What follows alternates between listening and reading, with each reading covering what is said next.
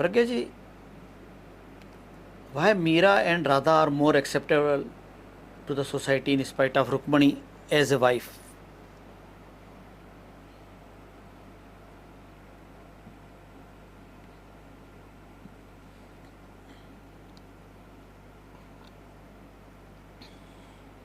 इसमें कितनी बड़ी डायकोटोमी है कि सोसाइटी की बात हो रही है एंड सोसाइटी में पत्नी को ही सबसे बड़ा दर्जा दिया जाता है इस सोसाइटी में। तो सोसाइटी के तौर पे अगर पूजा जाए तो उनको ज़्यादा मान्यता मिलनी चाहिए, पर सोसाइटी में राधा और मीरा को ज़्यादा मान्यता मिलती है। जो समाज शादी को इतना महत्व देता है वो प्रेम को पूज रहा है और शादी को मान्यता दे रहा है।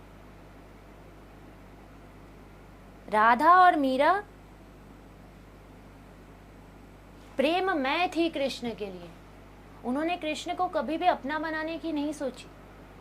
उनको कभी भी ये नहीं था कि कृष्ण उनके हो जाए, वो कृष्ण की हो गई थी। कृष्ण उनके हो चाहे नहीं हो, उनको कोई फर्क ही नहीं पड़ता था। रुक्मणी जो थी वो उनकी पत्नी थी, तो पत्नी के रूप में शादी अपने आप में बहुत सारी जिम्मेदारी होती है, और जब जिम्मेदारी है वहाँ अपेक्षा तो आएगी। तो उनकी उनसे शादी हुई थी, इसीलिए वहाँ कहीं ना कहीं अपेक्षा थी। पर वो जो था वो निस्वार्थ भाव से, सेल्फलेसली एक दूसरे के लिए केवल होना था। और मीरा का तो राधा से भी बढ़ के था, क्योंकि उन्होंने तो कृष्ण को देखने की भी चेष्टा नहीं की। तो उनका जो प्रेम था वो प्रेममय होना था। जिस भावना की बात की जा रही है कि केवल होना, आपकी श्वास आपको लेनी नहीं पड़ती, वो अपने आप आती रहती है। वैसे प्रेम होता है, केवल होता है, एक एहसास है जो है, बस है, आप में है, आपकी पूंजी है। किसी और को आपसे हो ना हो, जिससे भी आपको प्रेम है वो आपकी शक्ति है। प्रेम होना आप में आपकी शक्ति है, और प्रेम होना हर कण कण से उस एक ईश्वर से आपकी असीम शक्ति है।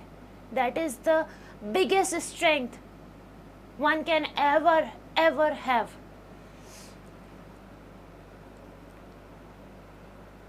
चूंकि आपने राधा कृष्ण की और मीरा कृष्ण की बात की है, तो मीरा जो बोला जा रहा है उस प्रेम को बहुत अच्छे से परिभाषित करती है। क्योंकि जब ईश्वर के प्रेम की, उस भावना की बात की जा रही थी, तो उसी भावना के चलते इन आंखों में आंसू आए थे, और उस भावना पे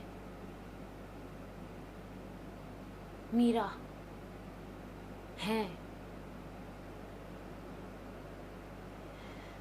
राधा को कृष्ण की देह मिली, बिन देह के नेह निभा गई मीरा। और एक तरफ राधा कृष्ण है जो